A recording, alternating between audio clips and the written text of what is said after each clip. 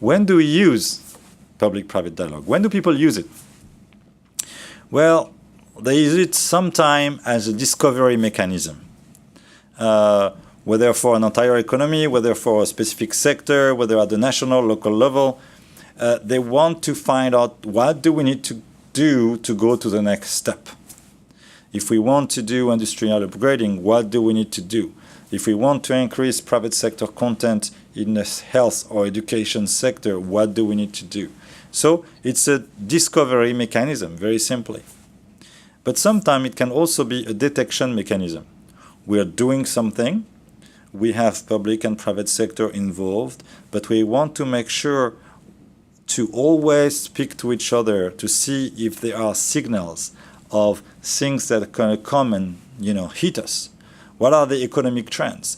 If the private sector detects economic trends early on, they want to be able to tell the public sector right away to say, this is happening, there is a shift in the market, we're going to get hit, you need to help us by doing this and that, and so on and so forth. If there are policy changes, people need to be able to know that in the private sector so they can adapt.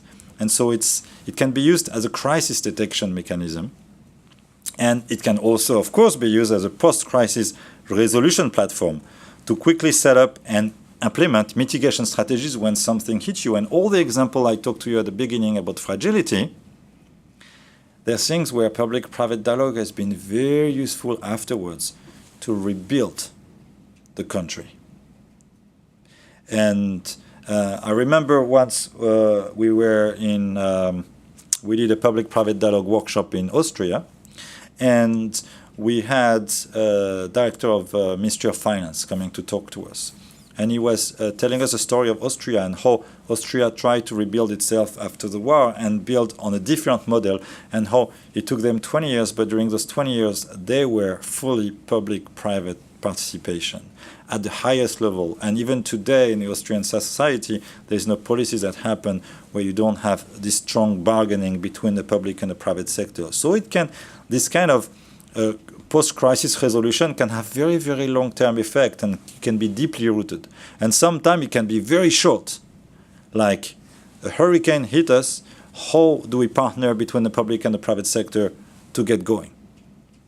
Who's going to provide what?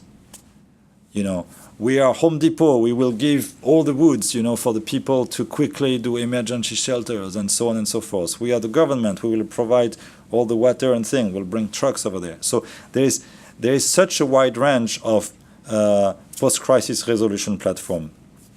But in a post-crisis resolution platform mode, what you have as well is that some crises are built because of tensions that you have in that constituency. That can be ethnic tension, for instance, when you have a number of civil wars or ethnic wars.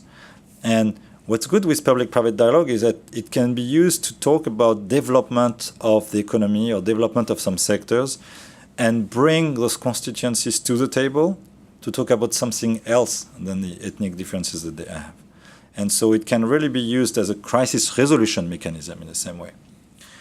Of course, it's also a governance mechanism, and that's my fourth point here, because by having a diverse range of actors and the information flow between those actors, what we have is we have a mechanism that ensures inclusion, fairness, transparency, accountability from the government to the citizens and to the civil society and the private sector, and vice versa. So these are all the ways that it can be used. A discovery mechanism, a crisis detection mechanism, a post-crisis resolution mechanism, and a governance mechanism.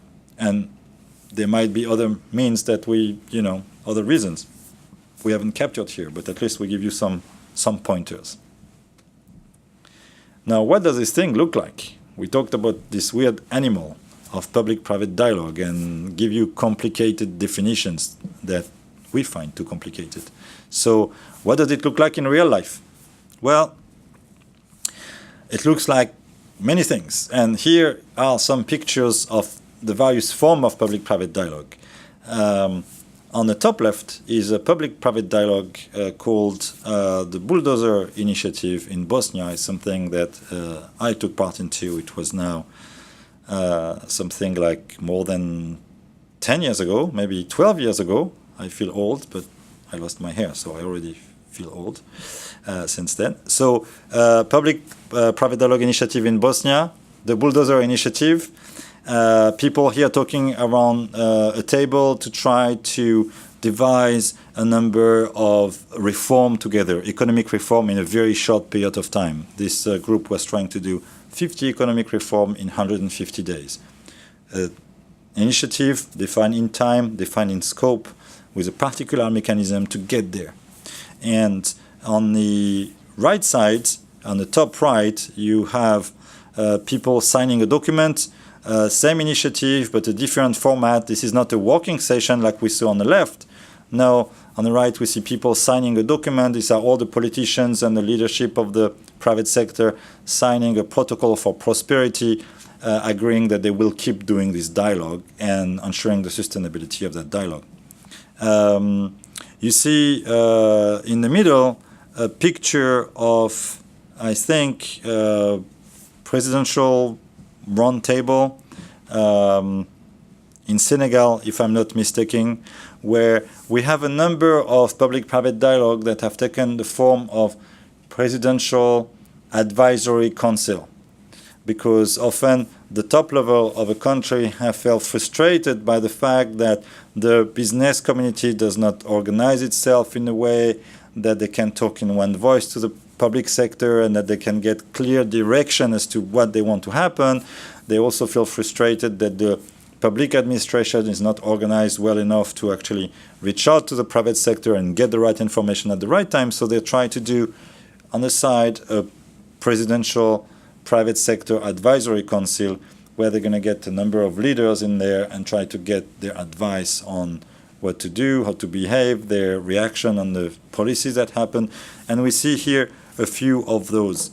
You have in the middle row the Laos Business Forum, the Cambodia Business Forum, and I think the Vietnam Business Forum, where you have here a different setup, where it's a forum that happens every 6 months or every year. You have kind of a big show where people come, all the heads of working groups, because they divide the work into working groups. Every working groups have public co-chairs and private sector co-chair, and together they tackle one kind of issue, let's say agriculture issue, infrastructure issue, financial issues, and every 6 months or every year they meet in a very public event. In the context of Cambodia, it's actually televised, put on the public, is chaired by the Prime Minister, who sits on the middle and who can arbitrate if there are decisions that have not been taken in working groups. Otherwise, it's some kind of an update of what's happening.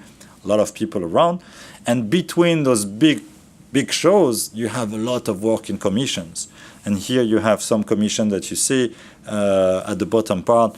In the middle, for instance, a group in Central African Republic, a country which today is in a lot of turmoil. So the business forum doesn't work anymore, but at the time when this picture was taken, it was working, and they were commissioned working on improving the doing business regulation, and you see the people debating specific issues. So these are just a few pictures, but there is many more. For instance, it can take the shape of a competitiveness partnership to tackle a particular sector. It can take a shape of a cluster where in a particular area, an industry will collaborate with the government, with the education provider like universities to collaborate and do joint training, for instance, between the education system and the companies. There is many shapes of public-private dialogue. So what we are talking about is a principle that apply to all those kind of partnerships. Now, because there are so many forms and so many shapes, it's still kind of helpful to try to understand what are the typology of public-private dialogue out there.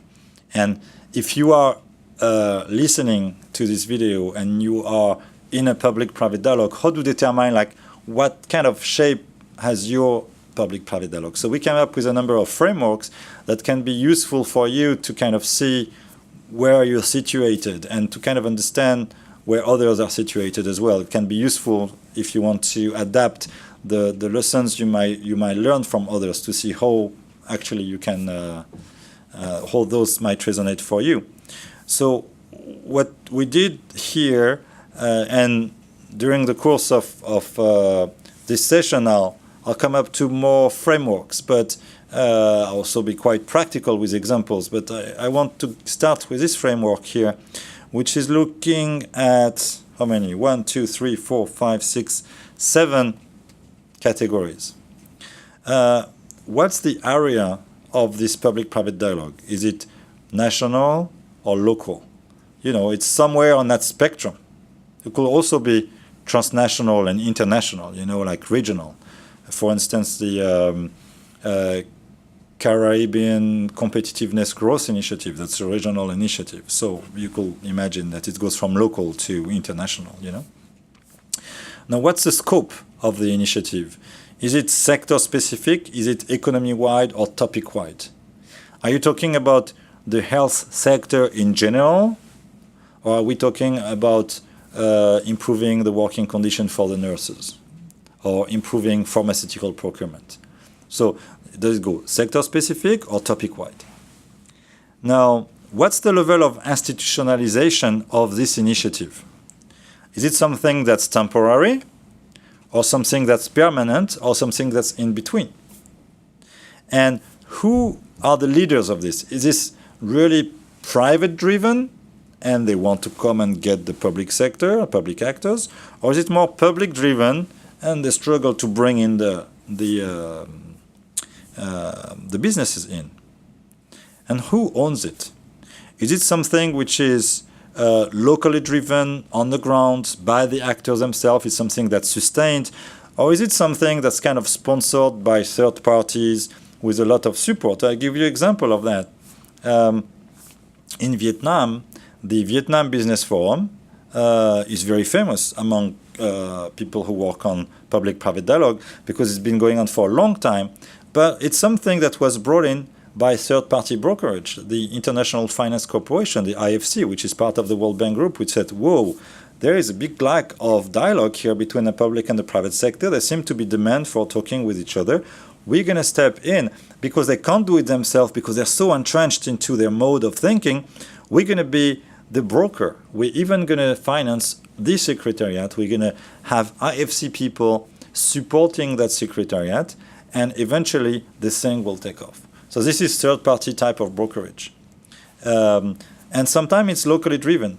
And by the way, this kind of third-party brokerage doesn't happen only in developing countries. In developed countries, you have clusters with sometimes national cluster strategies which will give money to support the creation of new clusters, which is not always the best of ideas. But things, when they're locally driven and sustained, are better. They're more solid. Because they might need to be jump-started by third-party support, but eventually they should kind of derive to be locally driven and sustained. Now, what's the focus of the partnership? Is the focus to do a few specific exchange with specific goals, or is it to give general orientation about the economy, to have a number of goals, and where does it sit on that spectrum? And finally, the participation. Are we talking about something with a few actors or with many actors? So this is a framework you can use, and then you could use a cursor and put it, you know, anywhere you want on that system, and say, oh, well, this is where I think I fit. And that could kind of give you a picture of your partnership.